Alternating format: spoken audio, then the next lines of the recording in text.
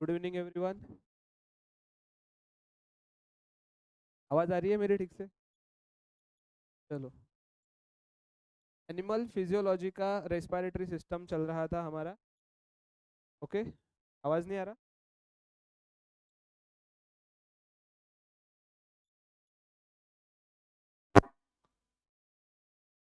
Hello. ठीक है, चलो कोई बात नहीं। तो रेस्पिरेटरी सिस्टम का एक टॉपिक चल रहा था हमारा, transport of gases.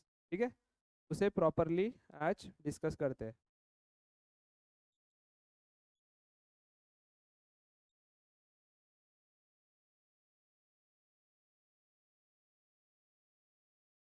Transport of gases important topic है।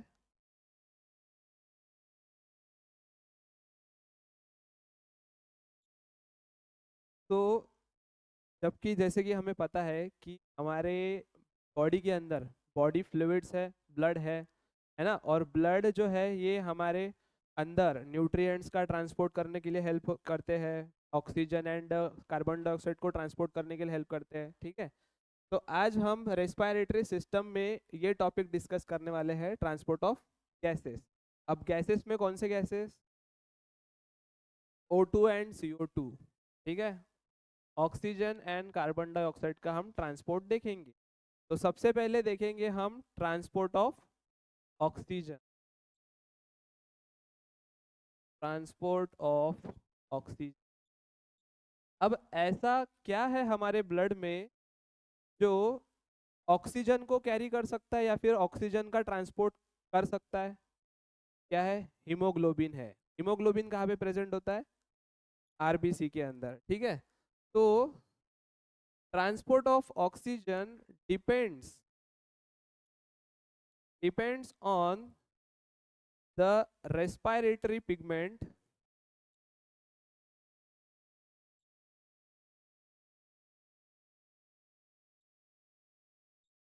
दैट इज कौन सा? हीमोग्लोबिन। ओके, हीमोग्लोबिन क्या करता है? हमारे गैसेस को ट्रांसपोर्ट करता है, ऑक्सीजन को ट्रांसपोर्ट करता है। अब ये जो हीमोग्लोबिन है, ये हीमोग्लोबिन कितने सब यूनिट से बना होता है? 4 सब यूनिट। 4 सब यूनिट से हमारा हीमोग्लोबिन बनता है, जिसमें 2 अल्फा के चेन होते हैं, 2 बीटा के चेन होते हैं। ये हमें कहाँ दिखेगा? ये अडल्ट हीमोग्लोबिन में। अडल्ट हीमोग्लोबिन जो होता है उनमें 2 अल्फा के चेन्स एंड 2 बीटा के चेन्स होते हैं। और वही अगर मैं फीटल हीमोग्लोबिन की बात करूं तो 2 अल्फा के चेन्स होते हैं और 2 गामा के चेन्स होते हैं फीटल हीमोग्लोबिन में।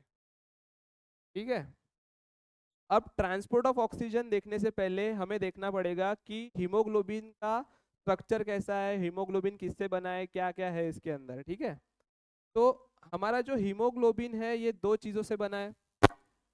2 चीज़ों में पहला है हीम ग्रुप, हीम पार्ट है, हीम ग्रुप कहो। ओके, दूसरा है ग्लोबिन, ग्लोबिन चेन। अब हीम ग्रुप जो है, हीम ग्रुप किससे बना है? हीम ग्रुप बना है पोरफायरिन रिंग से। पोरफायरिन रिंग, पोरफायरिन 9 रिंग से। ठीक है, इसके साथ क्या एसोसिएटेड रहता है? फेरस आयंस, है ना। अब ग्लोबिन चेन में भी ग्लोबिन 2 अल्फा चेन है, 2 बीटा चेन है। Each alpha chain is made up of 141 amino acids. Okay, and each beta chain is made up of 146 amino acid. Okay, अब ये जो हमारा हीम ग्रुप है, देखो अब मैं आपको स्ट्रक्चरली समझाता हूँ। ये सपोज ये ग्लोबिन चेन है, कोई भी एक चेन है, अल्फा है या फिर बीटा है। यहाँ पे अब ये जो चेन बनी है ये किससे बनी होगी? अमाइनो एसिड से बनी है ना? अमाइनो एसिड में हम कंसिडर करते हैं एक अमाइनो एसिड हिस्टीडीन। ठीक है, ये है हिस्टीडीन। ये हमारी क्या थी? ग्लोबिन चेन है, और ये हिस्टीडीन है। हिस्टीडीन रेसिड्यू है, किसका पार्ट है ये? ग्लोबिन चेन का ही पार्ट है।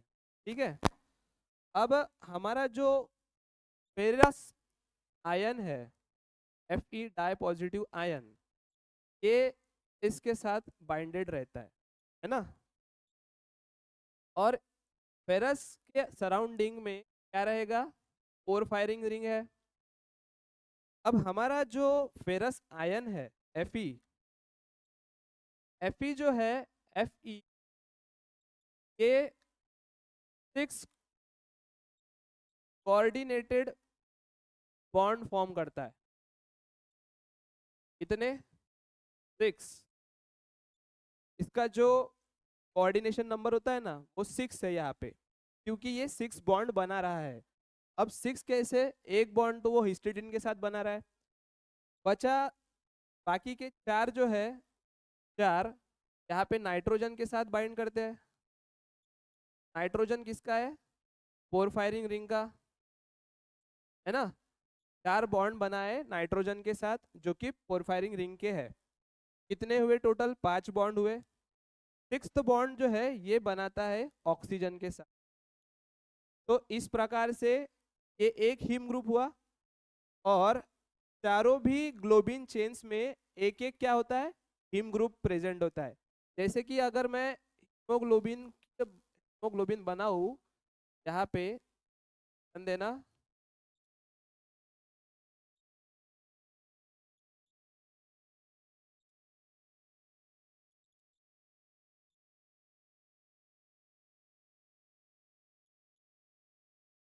कितने ग्लोबिन के चेन्स होते हैं हीमोग्लोबिन के पास? 4। 2 अल्फा के और 2 बीटा के। ये अल्फा, ये बीटा, ये अल्फा, ये बीटा, और दोनों भी जो ग्लोबिन चेन्स है ये डाइसल्फाइड बॉन्ड से अटैच्ड होते हैं, है ना? ये है ना? तो अब देखो कि ये ग्लोबिन प्रोटीन है, ग्लोबिन चेन है, पॉलीपेप्टाइड चेन है। इनके पास एक एक क्या होता है? सबके पास हीम ग्रुप प्रेजेंट होता है। इसके पास एक, इसके पास एक, इसके पास एक, और इसके पास एक। मतलब कितने हीम ग्रुप हुए? 4। और 4 हीम ग्रुप है, और हीम ग्रुप हमें पता है कि से बना है porphyrin ring and porphyrin ring और फेरस आयन से। यहाँ पे एक ऑक्सीजन बाइंड होगा, यहाँ पे एक ऑक्सीजन बाइंड होगा, यहाँ पे ऑक्सीजन बाइंड होगा, और यहाँ पे। तो एक हीमोग्लोबिन मॉलिक्यूल कितने ऑक्सीजन को बाइंड कर सकता है? 4। एक haemoglobin molecule will binds to 4 oxygen molecule. समझ आया? चलो, तो अब देखो कि क्या है कि हमेशा ही हीमोग्लोबिन के साथ ऑक्सीजन ही बाइंड करेगा? नहीं करेगा, है ना? अब सपोज एक बात कंसिडर करते हैं कि हमारा हीमोग्लोबिन जो है, हीमोग्लोबिन के पास एक भी क्या नहीं है? हीमोग्लोबिन के पास एक भी ऑक्सीजन नहीं है। सपोज हीमोग्लोबिन बना रहा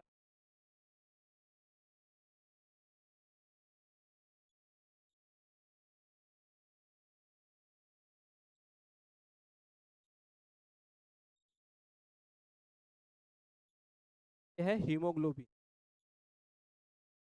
ग्रुप भी बनाना पड़ेगा ना? लेकिन इन हीम ग्रुप्स के पास एक भी ऑक्सीजन बाइंड नहीं है। तो क्या मैं इस हीमोग्लोबिन को डीऑक्सी हीमोग्लोबिन बोल सकता हूँ? बोल सकता हूँ कि नहीं? डीऑक्सी हीमोग्लोबिन क्यों? क्योंकि इस हीमोग्लोबिन के पास क्या नहीं है? ऑक्सीजन नहीं है। तो ये वाला जो स्टेट होता है इसे कहा जाता है T state. T state, T for tensed state, या फिर इसे ही विदाउट कन्फर्मेशन कहा जाता है। जब हीमोग्लोबिन के पास क्या नहीं, कोई भी ऑक्सीजन नहीं है। ठीक है, अब हमारा जो हीमोग्लोबिन है, हीमोग्लोबिन शो करता है पॉजिटिव कोऑपरेटिविटी। पता है क्या ये आपको, पॉजिटिव कोऑपरेटिविटी? इसका मतलब कि अब जब हीमोग्लोबिन के पास कोई भी ऑक्सीजन नहीं है तो पहला ऑक्सीजन बाइंड करने के लिए एक टाइम लगेगा, है ना। पहला ऑक्सीजन बाइंड करने के लिए टाइम लगता है थोड़ा, फिर दूसरा ऑक्सीजन बाइंड करने के लिए थोड़ा कम टाइम लगेगा, जितना टाइम पहले को लगा था उससे कम लगेगा। अब दो दो ऑक्सीजन बाइंड है ना। अब दो जब ऑक्सीजन बाइंडेड है तो दोनों भी तीसरे तीसरे ग्लोबिन चेन को ऑक्सीजन बाइंड करने में हेल्प करेंगे, और तीन जब बाइंड हो जाएंगे तो चौथे को हेल्प करेंगे। इससे क्या होगा कि रिएक्शन टाइम कम होगा, रिएक्शन टाइम कम होगा, और इसे ही क्या कहते हैं, पॉजिटिव कोऑपरेटिविटी। क्या कहते हैं, पॉजिटिव कोऑपरेटिविटी। जैसे कि देखो, अब सपोज यहाँ पे एक ऑक्सीजन बाइंड हुआ, पहला ऑक्सीजन बाइंड हुआ, फिर दूसरा ऑक्सीजन बाइंड होगा, फिर तीसरा बाइंड होगा। जब पहला बाइंड होगा तो ये दूसरे को हेल्प करेगा, जब दूसरा बाइंड होगा तो ये दोनों भी तीसरे को हेल्प करेंगे, जब तीसरा बाइंड होगा तो ये तीनों भी चौथे को बाइंड करने के लिए हेल्प करेंगे। इसी चीज को कहा जाता है positive cooperativity.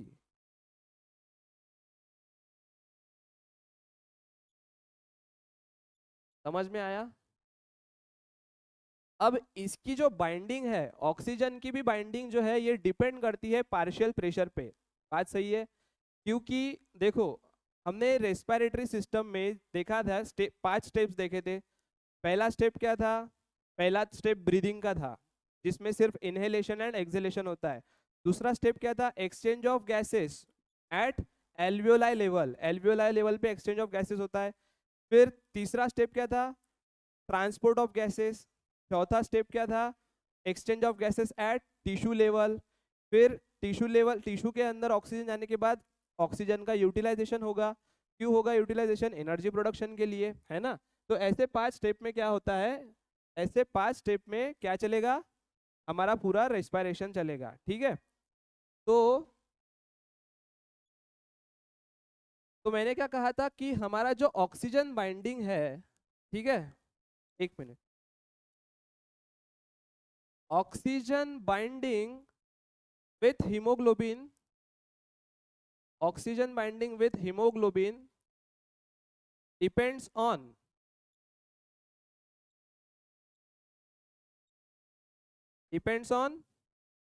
partial pressure of oxygen. Correct, partial pressure of oxygen. What do you mean by partial pressure?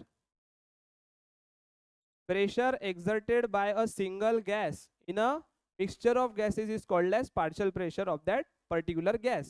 ठीक है, तो अब हमें पता है कि एल्वियोलाई, एल्वियोलाई के अंदर क्या आता है, ऑक्सीजन आएगा, है ना। पहले एटमॉस्फेयर में ऑक्सीजन का पार्शियल प्रेशर कितना होता है, वो होता है लगभग 159 mmHg।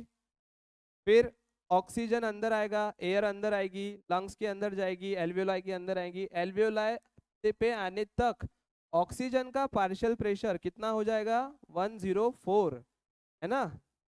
यहाँ पे पार्शियल प्रेशर ऑफ CO2 रहता है लगभग 0.3 mmHg, सही है। और partial pressure of CO2 in alveoli ये रहता है 40, है ना। दो ही वैल्यू रहते हैं, CO2 के दो ही वैल्यू रहेंगे हमारे ह्यूमन बॉडी में, एक तो 40 रहेगा या फिर 45 रहेगा, डिपेंड करता है कि कहाँ पे ज्यादा है कहाँ पे कम है।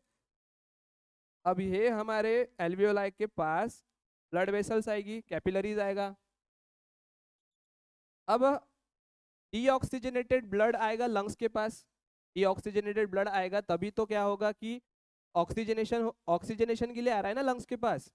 तो अब ये वाला जो ब्लड है, यहाँ तक जो है ब्लड, है ना, ये डीऑक्सीजनेटेड ब्लड है, आया ना। डीऑक्सीजनेटेड ब्लड में पार्शियल प्रेशर ऑफ ऑक्सीजन कितना रहेगा, डीऑक्सीजनेटेड ब्लड है तो इसमें क्या ज्यादा है, कार्बन डाइऑक्साइड ज्यादा है, डीऑक्सीजनेटेड ब्लड है तो पार्शियल प्रेशर ऑफ CO2 ज्यादा रहेगा। ज्यादा मतलब कितना रहेगा, ये 45 रहेगा। और पार्शियल प्रेशर ऑफ O2 कम है तो कितना है 40 है। देखो अब यहाँ पे मैंने क्या कहा था कि जब भी ट्रांसपोर्ट होगा गैसेस का या फिर एक्सचेंज होगा गैसेस का, तब ये डिपेंड किस पे करता है, binding of the oxygen binding with haemoglobin depends on partial pressure of oxygen, है ना, इस पे डिपेंड करेगा। तो देखो इसको मैं दूसरे पेन से हाईलाइट करके रखता हूँ स्टेटमेंट।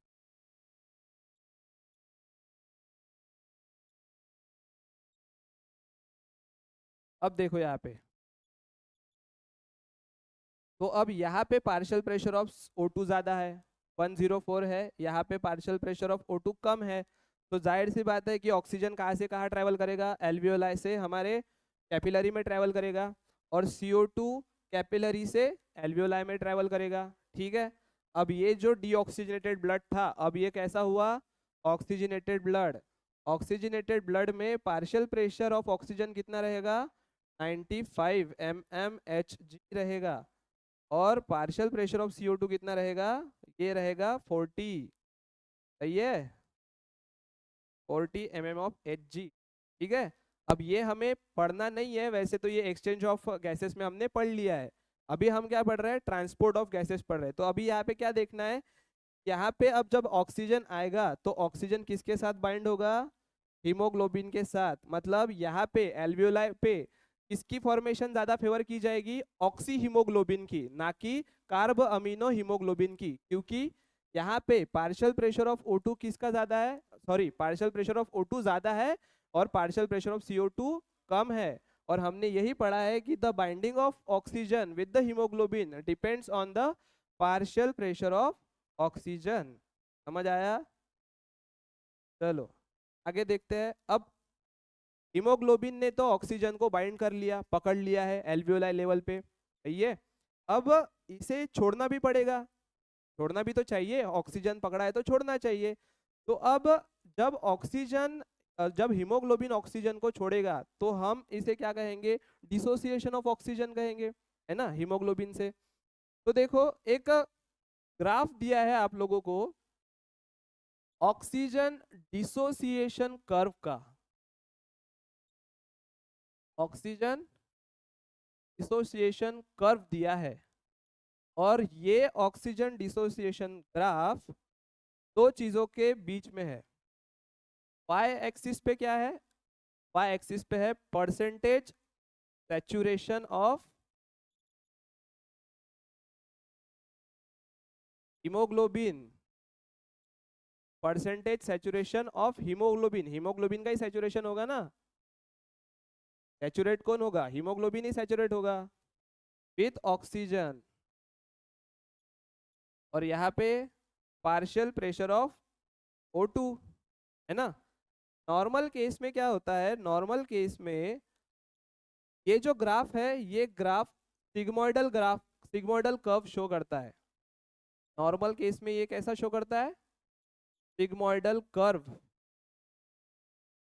पता है क्यों, बिकॉज हमारा जो हीमोग्लोबिन है इट शोज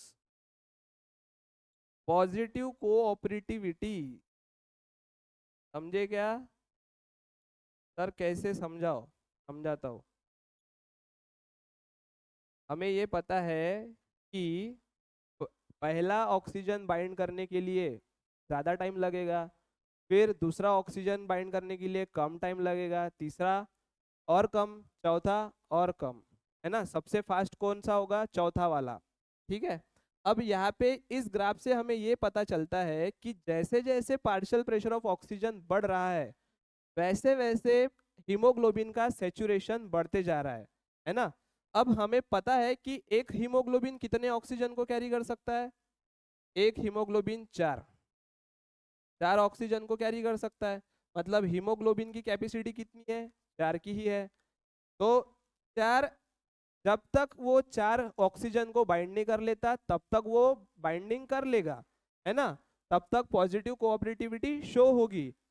लेकिन 4 के बाद कितना भी आप पार्शियल प्रेशर बढ़ाओगे तो हीमोग्लोबिन ज्यादा, 4 से ज्यादा लेगा क्या, ऑक्सीजन को बाइंड करेगा क्या, नहीं, वो सैचुरेट हो जाएगा।